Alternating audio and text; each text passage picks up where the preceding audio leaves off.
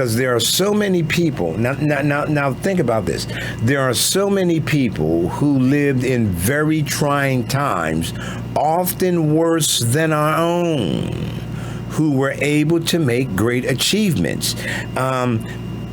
To take it into the history of the people of God, there are people who lived in times of captivity. You know, there were people that lived in Egypt. There were people that lived in Babylon. There were people that lived in Assyria. There were people that lived during the Roman occupation who made great strides and great contributions because they didn't allow themselves to be conformed to the particular thinking of the age in that they were living in. This is what I'm suggesting is going to be a major factor for many people going into 2025, is dealing with their thinking, dealing with the source of the information that they're allowing to be programmed into their thinking. So the process of renewing the mind. Now, I want to make a couple of statements here. And I have some notes, you know, from some earlier material that I dealt with this. And I'm not going to be able to cover it all tonight. This is probably going to be done in two parts, but we'll have some other information as well that we're going to be sharing. Now, think about this. We connect with the world. We connect with the world through our senses. That is our five senses. Our five senses is what we connect with the world through. Now, we build our reality or our maps of reality based on the input from those five senses, what we see, what we touch, what we taste, what we feel, what we smell, our five senses. And we have all of this information coming in. We take that information and then we build our own map of reality. This is why no two people see the world the same way, is because we don't process information the same way. We may get the same information, but we have a different map that we have constructed over the years, and then we try to fit that information into that map so that it helps us make more sense of the world. I hope this is not too technical. I don't want it to be technical, but we need to understand some things about how we function. So the more we see, look, hear, and we can connect to our feelings, the better our map will be. So who controls the map that we see? Who controls the world that we experience is no one on the outside. Who controls the world that we experience? We control the map. We control our map of reality. So you know how people say, well, beauty is in the eye of the beholder. That's very true. Okay?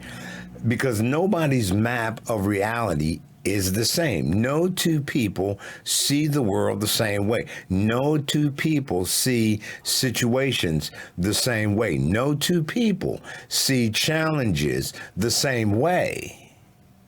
So we just want to learn how to be on the positive end of those situations, of those outcomes, so that we're getting the outcome that we want to have. So memories are built from this sensory information. This is how you can recall events and experience them all over again. You can think about something that happened in your childhood, and if you connect with that memory on a deep enough level, you will literally feel what you felt when that thing happened. It's a relived experience. It's not from the outside, it's from the inside. This is just the way that humans are designed to function. So we can make mental images of our memories, right? we can change the experience itself because we've attached meaning to things that have happened in our lives. And the meaning that we attached, now stay with me, the meaning that we attached was a meaning that enabled us to handle the experience at that time based off of the limited resources that we had at that time. Does that make sense? So we attach a meaning to something. That meaning that we've attached is the best possible meaning we could have attached based off of the limited amount of information and or resources that were available to us at that time. And this is how some people, when you say, well, they're just stuck in the past. Well, they are.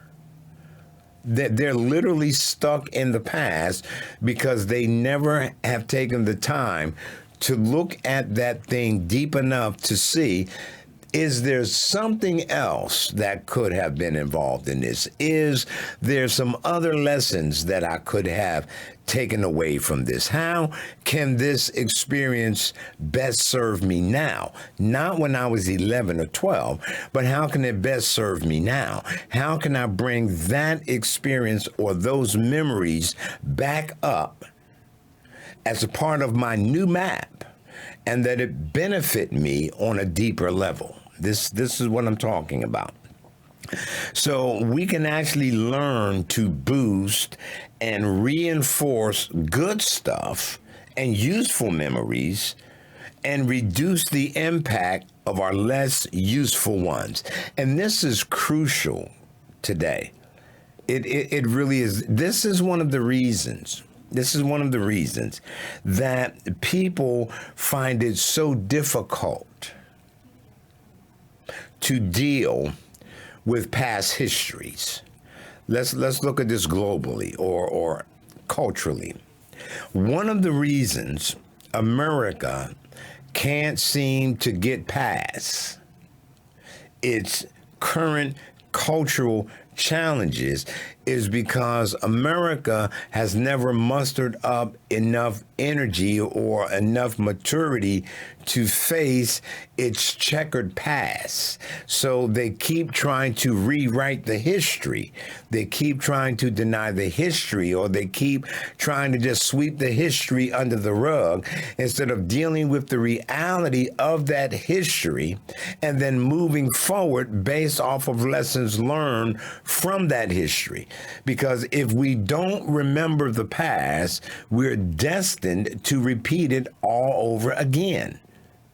This is culturally, socially, economically, personally. So we've got to learn to deal with these things, unpack these things so that we can apply different understandings, different meanings, different information so that we could get different outcomes. This is what renewing the mind is really all about. So think about this.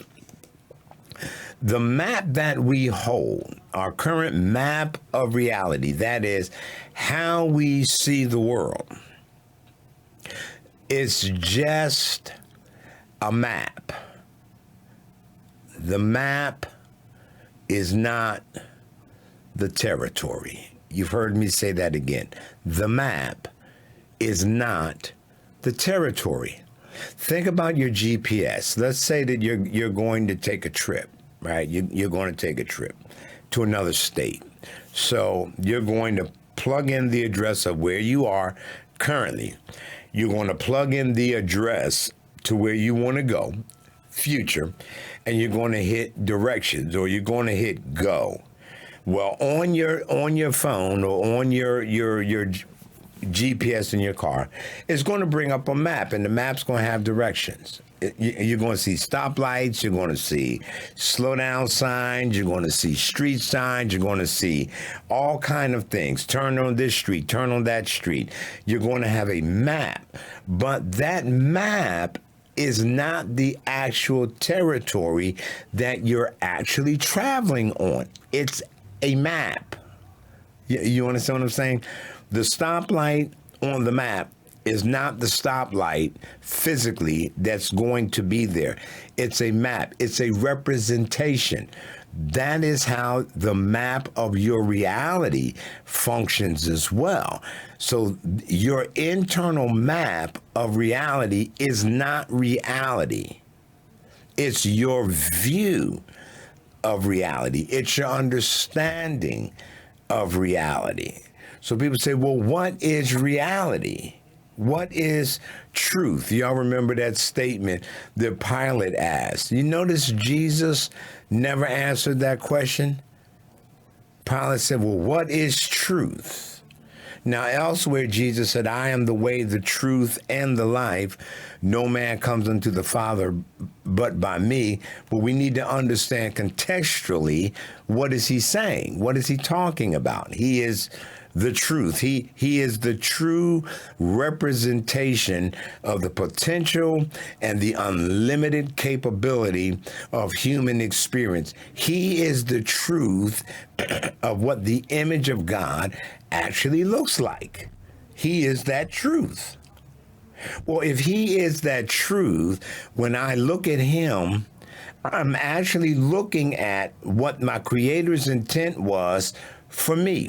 So when I look at Jesus's capabilities, potentialities, the way he faced death, the way he faced sickness, the way he fixed or faced broken relationships, the way he dealt with them, that's the reality of how I also can deal with them. And if you'll notice, Jesus's internal world was never shaken by external events. That's the point. We're trying to be conformed into his image. So the external situations and circumstances aren't governing my internal state or my development and release of my potentialities. The map is not the territory. So when we understand that, right? When we understand that, we're really at step one of being able to progress. Now think about this. Let's say that somebody's map is not serving them well. I don't want to say it's wrong. It's not serving them well, right? It's often better to start with where they are to help them to discover some other more useful way, as opposed to just saying, well, you're wrong. That's not the way things are. Well, in that person's world, no, that's how things are. That's their map. That is their reality. Right, wrong, or indifferent, that is their reality. So if we want them to have a more robust, positive map, well, it helps to start with where they are. This is real helpful for raising kids, by the way. Real helpful. So if you have children and you're trying to help your children to have a more robust view of the world, you know, instead of just telling them, well, you're wrong, that's not how you do it, that's not the way the world works, that's not this, that's not that. Start with the reality of where they're at and then begin to ask them, well, if you could have it your way, now, watch. If you could have it your way, how would you like for this situation to work out? If you could have it your way, what would you like your experiences in school to be like? If you could have it your way, to help them begin to think in other ways. Does this make sense? So if people can't get new, different information, they're going to continue to run off of the information that they have, whether it's faulty or not. And we're seeing this, we're really seeing this in America right now. You know, people who have faulty information, couldn't process, information, couldn't get past the past. So what did they do? Many people basically made choices that go against their own self-interest. Then they say, well, the world's screwed up. The politicians are screwed up. The church world is screwed up. Well, all of that may be true, But your life shouldn't be dependent on what politicians or faith communities do. Your life should be based on your relationship to your creator, or if you don't believe in one, your relationship with yourself and the people around about you, not what's going on externally, what's taking place on the inside. This is renewing the mind. So this is one of the things with freedom creation that I'm really going to be focusing on, is because it focuses more on your internal map of reality, and this applies even in the faith community. So don't get me wrong. Christians are not exempt from this. In fact, if there's one group of people who really need a renewal of the mind, it would be the Christian community, because the maps that we've inherited as really being part of the faith, they're faulty maps. They're maps that don't work. They're maps that don't work. So here we go. So you have to ask yourself, in going forward, what do you want out of life? What do you want? Let's take the next 4 years. No, let's take the next year. 4 years is a bit much for people. But what do you want in 2025? What is it that you want to accomplish? Are you looking for new employment? Are you looking for new career choice? Are you looking for better relationships? Are you looking for healthier relationships with family and friends? What is it that you want? This is like step number one. One of the things that I wanted to do is to reconnect with my musical DNA. So I've been spending an awful lot of time reconnecting with my musical DNA. Many of you all know I grew up in a musical background. I have a musical background. I was a drummer. My brother was a musician. We both played in a lot of local bands. My brother went on to record for Arista Records and did a whole lot of other stuff with Bootsy and all kind of folks. And my dad, of course, was a pioneer broadcaster. But when I got in the faith community, I kind of walked away from all of that. All I wanted to do was preach and teach. And that's what I did, 30, 40 years, preached and taught, right? Went to school, got my degrees, did what needed to be done. Now in my older years, though I still want to do a lot of things ministerially, I understand it's not all in brick and mortar. There's a big world out here that really needs the truth of the gospel, the truth of redemption, the truth of their human potential. And music is just one of those universal languages. Music is one of those languages that crosses our biases, it crosses our economics, it crosses racial barriers, it just crosses over, right? And I was reminded by the Creator. He gifted me with that. And so what I have to do, though, is I have to take the time to invest back in those areas of talents. It's just not going to poof happen. I'm just going to pray, God bless me with my musical ability. No, I have to do what's necessary. So it takes a shift in my thinking regarding how I'm spending my time during the day. See, it starts with small stuff. Right? It really does. How much time are you investing in that thing that you want to do? How much time are you investing in your relationships? Are you willing to take time from here to pour it into here? You want a new career? You want a new discipline? You want a new job, a new position, or whatever. Well, are you doing the things that's necessary to prepare you for that? Because preparation is key. It's all part of renewing the mind. You see how this kind of plays out practically? Okay. So remember, the map is not the territory, but you do have to start with the person that you are. and begin to envision the person that you want to be. Why is that important? Because you need an internal representation of the person that you want to be. Now, some people say, "Oh, well, that's visualization. You're trying to visualize who you want to be." No, that's using the power of your imagination, which again was given to you by your Creator. It's using your power, your innate ability that you were blessed with to work your own transformation. So instead of just focusing on who everybody else is telling you that you are. Oh, let me say that again.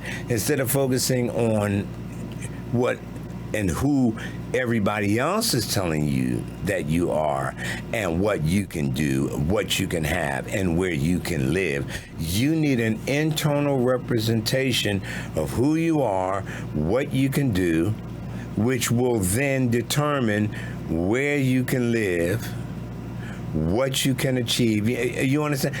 This stuff starts on the inside. It starts with the process of transformation, which can only be done by renewing the mind. This is my main point. Now, once you have that internal representation, this is where your senses come in. Because we don't all function off of the same type of sensory stimuli. You know, this is why you hear a lot of teachers saying, children don't all learn the same way. Some people are visual learners. Some people are auditory learners. Some people are more kinesthetic. They learn by feeling. This is okay.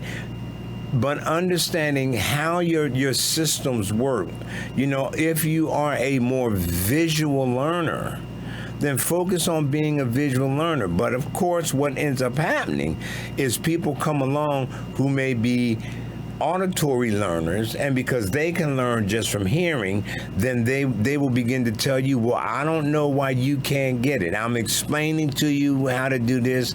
You know, you're slow or something. I don't know. Maybe, maybe because you're African American or you're Hispanic or Asian or something. You know, you just slow. You're not as developed as the rest of us. You know, so I'm explaining this to you. You should be able to do it. Everybody doesn't learn that way. Some people need a visual representation of how to do something. Some people, they learn by their feelings. Some people learn by the intuition. But you have to know how you function and then apply yourself to development in those areas, despite what everyone else around you is saying. Because if you're trying to make everybody happy or you're trying to do what everybody else thinks you should be doing, that is being conformed to the world. Does this make sense? You don't want to be conformed. You want to be transformed. You want to be different. You want to stand out. This is not arrogance. You want to stand out. You want to be different than everybody else because you're created to be different. You're created with unique skill sets that once you can tap into you and who your Creator made you to be, you'll be surprised what you can achieve. So let's keep going. Insanity. Insanity, we're told, is doing the same thing over and over and over and over and expecting a different result. And there are people who do this year after year after year after year. They do the same thing year after year after year. Let's back it up. They do the same thing day after day after day after day. And then they wonder why at the end of the week, they have the same thing that they had the previous week. They didn't do anything different. So you're not going to get a different outcome. You have to do something different to get a different outcome. Now, you would think that that's pretty simplistic, right? Think about your children. Just think of we see children do this. Say, well, I don't know why he keeps doing the same thing over and over and over. I keep telling them, well, that's just it. It's not that he's insane. Maybe he hasn't found out yet that doing the same thing over and over and over and over and over is just going to get him the same result. Or maybe it's on us, the parent, because we haven't really tapped into how those particular children learn. Because if we got 3, they don't all learn the same way. Trust me, I know. They don't all learn the same way. So here we go. Intelligence is the ability to have a fixed goal, but be flexible about how to achieve it. Now, let me say that again. Insanity is doing the same thing over and over and over and expect to get a different result. Intelligence is to have a fixed goal, but to maintain some degree of flexibility in order to achieve it. It's called rolling with the punches, right? Who was that who had the song, you got to know when to hold them, you got to know when to fold them, you got to know when to walk away, right? There's nothing wrong with that. This is all a part of learning. It's a part of changing. It's a part of achieving. So the basic idea is that we live in our own perception of the world. Now, that scares some people when you say that, especially church folk. When you say people live in their own perception of the world, they are quick to say, no, there's only one world, because they've totally missed everything else that I said. There is only one world, but we don't all see the world the same way. We don't all react to the world the same way because we don't all have the same perception of the world. So the world that we live in is not the external world. We live in and out of our perception of the world. Is this making sense? This is why, listen to me. This is why too much news and all of that stuff, it's not healthy. It's not healthy because they're all giving you their picture or their perception they want you to have of the world. So that your reactions to the world are based off of what their anticipation is because they know what your perception of the world is. That's how the world functions. Okay, I don't want to get into that right now. That'll be in one of the other conversations. So we live in our perception of the world. So everything is filtered through our beliefs, our experiences, our mental state, our upbringing, etc. So our reality, our perception of the world is based off of our beliefs, our experiences, our mental state, our upbringing, on and on and on. That creates our perception or our map of the world. So I always tell people, if it's working for you, great. How can it work better?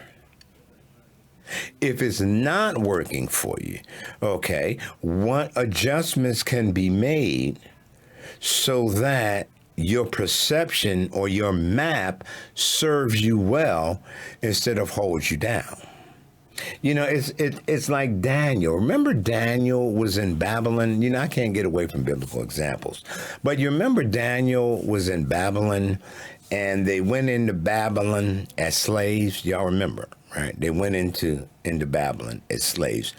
But Daniel, Shadrach, and that bad Negro rose to positions of influence within Babylon. How did they do that?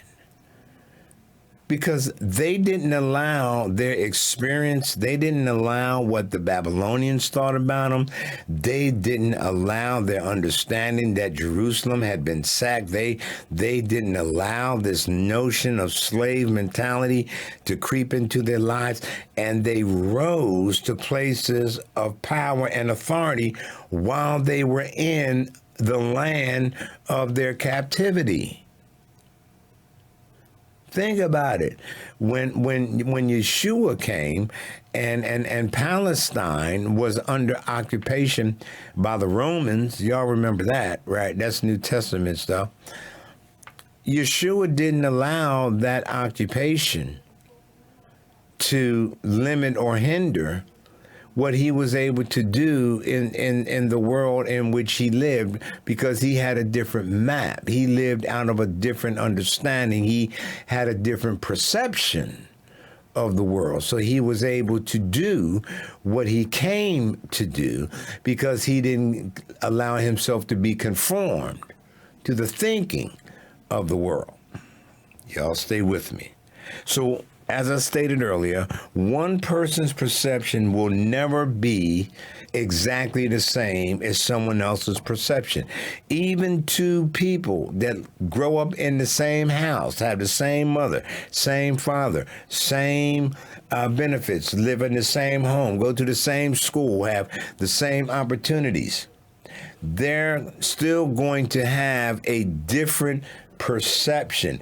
Their perceptions are not going to be exactly alike.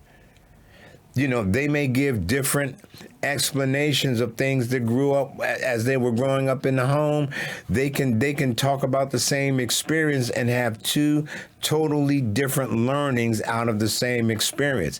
How is that so? Because we're individuals. We're individuals. So people can argue about meaning simply because they see things differently. And this is, I think this is the greatest challenge that we face in at least America now, because we have totally different views of America because of our experiences. Nothing wrong with that. Where it becomes problematic is where people can't have an intelligent conversation and hear the other person's perception and understand why the person has that perception and realize it's okay because someone else sees something different than I do.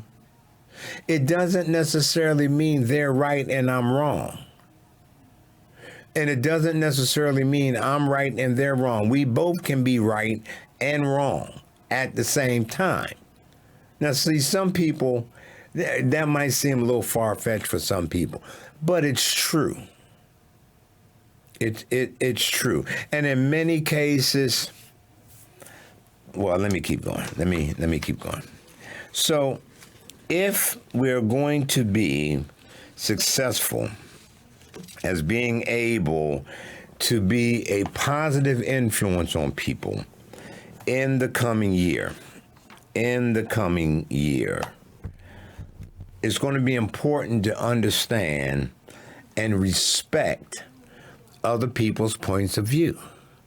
And this is going to be real crucial for you as well, to be able to understand and appreciate and respect other people's views and perceptions. It doesn't mean you have to agree with them.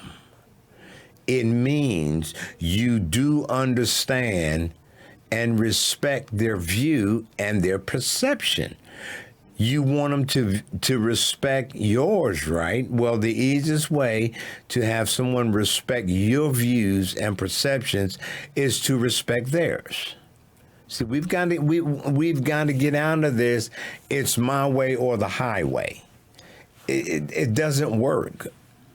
History proves that doesn't work. It's my way to, if you can't agree with me, if you can't see what I'm saying, just leave. I just wonder how many relationships have broken up Be- over things of this nature, views and perceptions. Well, I think it should be done this way. Well, I think it should be done that way. Well, this relationship is doomed because I'm never going to change the way I am. Another person, I'm too old to change, or I'm too this to change. You're never too old to change, and you're never too young to change. That's a misnomer. That's a worldview. That's what that is. That's a worldview. That you can't teach an old dog new tricks, to which I always say, well, isn't it a good thing none of us are dogs? You can always change. So if you really want to be effective, 2025, first thing, understand the map is not the territory. When you're engaging with other people, work from that other person's map of reality, not yours. Start with where they're at. And if you see a more beneficial or more empowering place for them to be, walk with them and help them to adjust their map of reality. Help them to understand how their beliefs, how their memories, how their past experiences could be hindering them from moving forward. I mean, it takes work, people. It does. It takes work and it takes time. It takes work and it takes time. But it is so worth it when you see the benefit that it has, both for other people, but more to the point, the benefit that it has for you as a human being, because you're actually investing your time and your life and your energy into other people's life. So the world isn't revolving around you. See, the world revolves around us. And the more us can help us, the better we will be. All right? Does this make sense? I hope that it does. So if you work from other people's maps, your influence over them and with them will increase because there's more of a connection there. There's more rapport that has been built, and they're a lot more interested in what you have to say. Because the truth is, people don't care what you have to say until they know how much you care. Are you with me?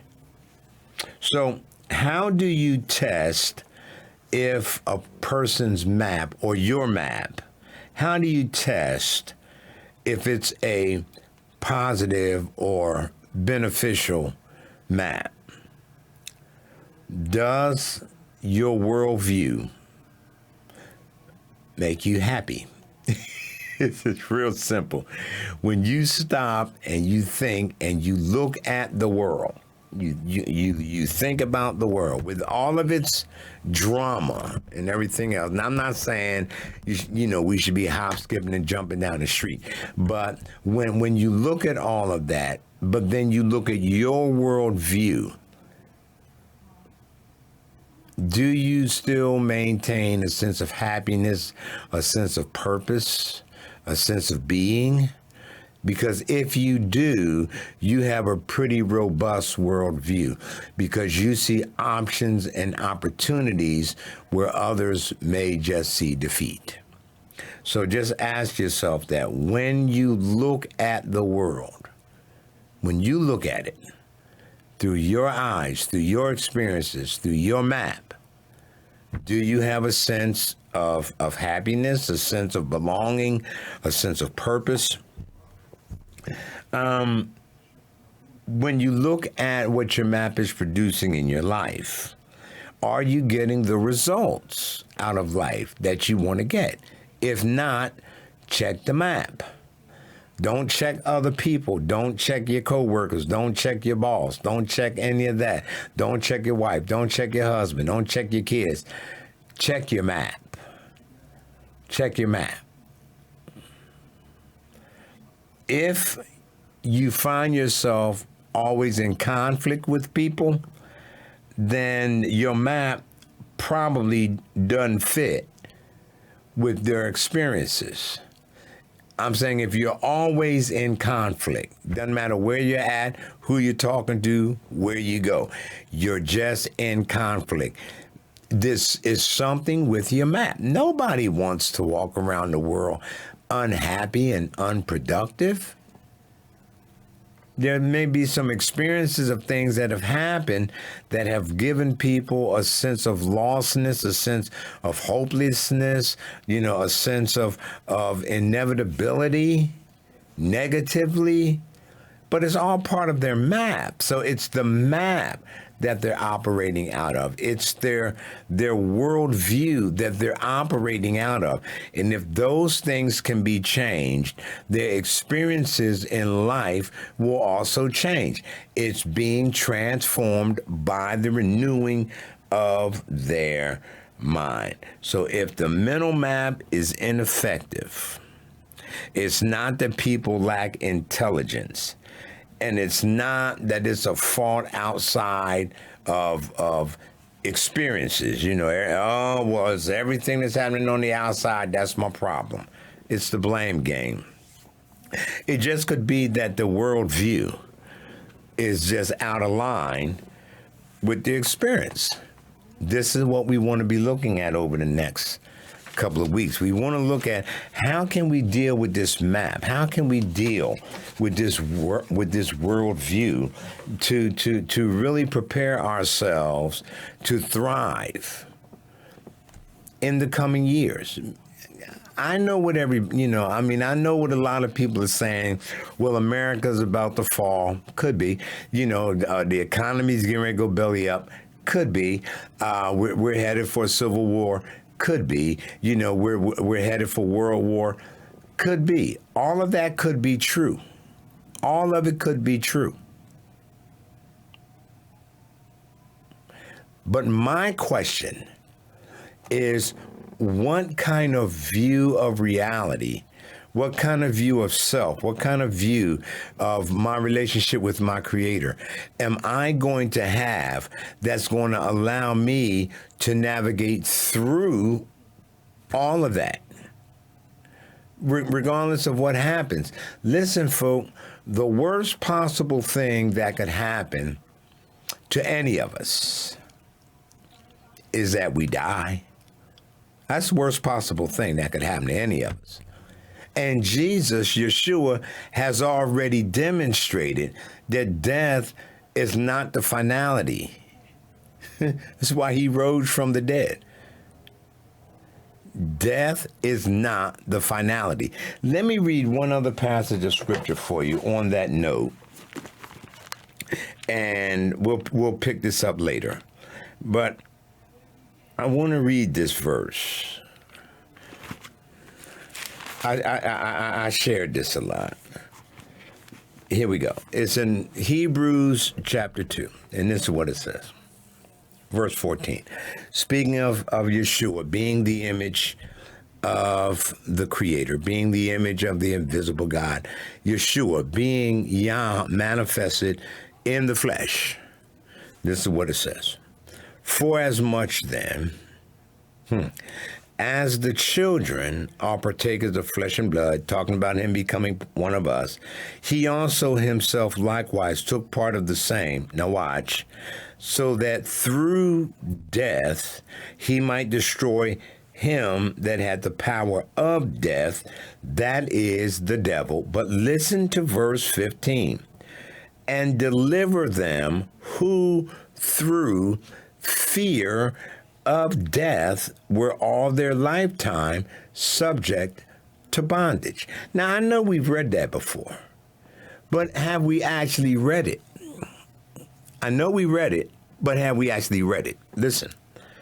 For as much then as the children, talking about us, as the children are partakers of flesh and blood, he himself likewise took part of the same, so that through death he might destroy him that had the power of death, that is the devil. Now listen, and deliver them who through fear of death were all their lifetime subject to bondage. That's powerful. Now, if you want something that will change, really begin to shift your worldview, there's a belief for you. That humanity, all of their lifetime, were held in bondage by what? Who through fear of death were all their lifetime subject to bondage. It's giving a picture of a people who can never fully live because they feared death. So their fear of death kept them paralyzed from fully living. But the scripture said, through death, Jesus, Yeshua, destroyed him that had the power of death, that is the devil, and then deliver us who through the fear of that death were all of our lifetime subject to bondage. So Jesus demonstrated through his victory over death, not only did he take the power away from the enemy, but he shows humanity death is not the finality. We were not created to die. We were created to live. So live your life, because the worst thing that can happen is that you die. And death is not the finality. That's why Jesus rose from the dead, to prove that even death is conquered. So if the very worst thing that can happen in the world is a world war, a financial collapse, a civil war, or whatever the case may be, and the very worst thing that can happen is death, that's the worst thing that can happen, and it's not the finality, I can live my life through it all, and so can you. And that's why I'm going to be sharing over the next couple of broadcasts, next couple of conversations on this renewing the mind. Now, it may not be, I may not be going in and reading a ton of scripture and a lot of that. Now, I'll make a lot of scriptural applications, but the thing that I found out, if we can't make scripture practical and applicable for people, what good is it? We're just creating a bunch of walking biblical encyclopedias, right? No, we want to learn how to apply the practical aspects of scripture, such as not being conformed to this world, but being transformed by the renewing of our mind and pulling out those principles and understanding how we function, which is why the scripture could also say, as a man thinketh in his heart, so is he. See, that the scripture been telling us this a long time. As a man thinketh in his heart, so is he. It's not a man, it's who everybody else says they are, who the culture says, who the educational system, who family systems and governmental systems, the labels people put on you. That doesn't determine who you are. As a man thinketh in his heart, so is he. Who determines who you are, and what you can do is you. That is a God-given blessing from your Creator directly to you. All right? So I hope that you really got something out of this. I hope I didn't go too far left or too far right. But go back and listen to this again, and I'll be coming on in another day or two to share some additional insights into this. It's just practical stuff that I really believe will help, because I found myself needing to go back and revisiting this material, because I tell you, listening to the world system, it had me down. It had me, it had me kind of low, kind of beat up, kind of worried, kind of stressed, right? And I was like, I had to shake it off. So what in the world's going on here? And the spirit told me, said, yeah, you better get back and get that mind renewed. You better get that brain washed again, son. And that's kind of where I'm at. And I'm back. So if it works for me as slow as I am, I know it'll work for you. All right. Well, hey, thanks for tuning in. Again, be sure to like, share, and subscribe to this channel. We're going to have a good time with this. We're going to have a good time with it. So look, you stay blessed. Keep being transformed. If you have any questions or comments, you want to talk about any of this, or you need some additional information, my email is on the screen. Be sure to send me an email and I'll respond back. I'm actually considering working on putting some classes together where we go into this. I know I did it before, but I'm thinking about doing another class and covering and adding in some new stuff, because this is going to help somebody. This is going to help you. I know it's going to help you. So look, stay blessed. I'll talk to you soon. Here's my information. Love you.